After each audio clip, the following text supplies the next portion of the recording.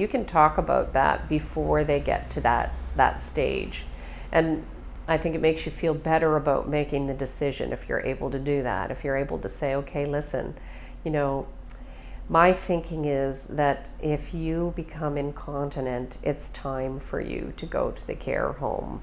How do you feel about that? Most parents would say, by all means, you know, I don't expect you to change my diapers, that sort of thing. So if you can do that in advance, it might make you feel better. You know, often the decision to put someone in a long-term care home or even seek assisted living is based on a couple of things. You know, people generally look at things like night wandering. If you can't trust that your parent's going to be safe at night, they're getting up in the night, they may be turning the stove on and forgetting about it. You're worried they're going to burn the house down, you're worried they're going to fall. You know, that's often the impetus for putting someone in a long-term care home. Behavioral problems, because you do see some aggressiveness in people with Alzheimer's in particular, something we call sundowning, which is, you know, around sort of supper time, you'll see behavior start to decline and fits of anger and things like that. So, you know, that sort of thing is often what makes people say, you know what, it's time. And the other thing is, you know, a weight loss, a significant weight loss, you know, because people with dementia, they sometimes forget to eat, or they simply have trouble recognizing food as food.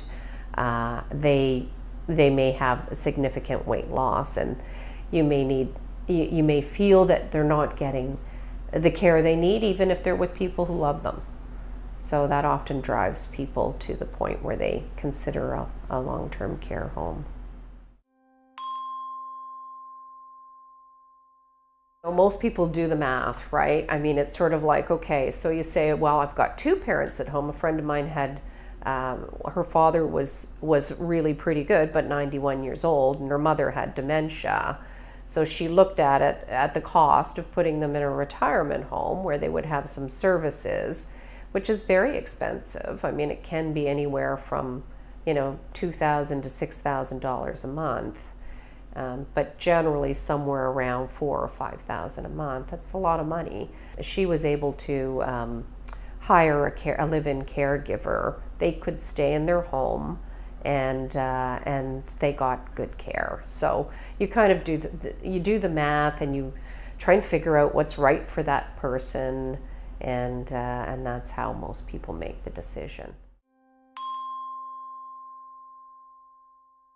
If someone is not far along in their dementia, doesn't need 24/7 care, but needs some services like meal plan, you know, they'll have a meal plan, or they'll have some health services available.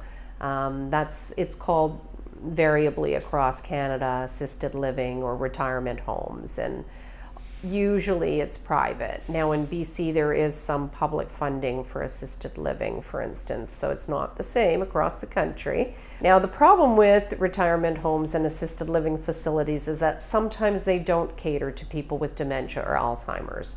They feel they can't be responsible if that person wanders off in the night. So if the person you're caring for does have dementia or Alzheimer's, you do need to make that clear, and they'll interview you and decide whether it's a good fit.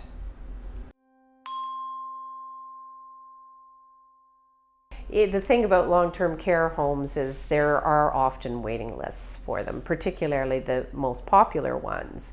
So when you apply to a long-term care home, which you usually do through your community care access center, again, you have to have a referral to a long-term care home. You can't just call them up and say, you know, I want my parent to come. You need a referral.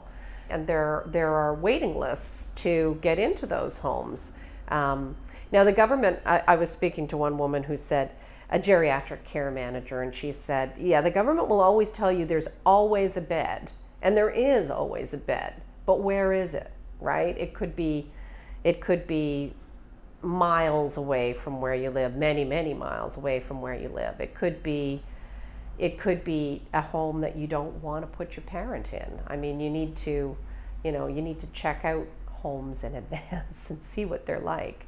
Generally, the rule of thumb across Canada is that you usually have a choice of between 1 to 5 nursing homes. You can put them on a list. So your parent needs to go into a home, you come up with a short list of homes that you think are acceptable, either because they're in the right place or because they provide the kind of service you want for your parent. There may be a long waiting list for some of those, and you'll be pressured. Oftentimes, you'll be pressured to pick a home that has a shorter waiting list.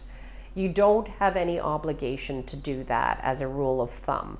Again, the system differs across Canada, but you're not generally obligated to take the home that they push you towards. So, it's good to stand your ground when it comes to long-term care homes, because your parent could be there a very long time.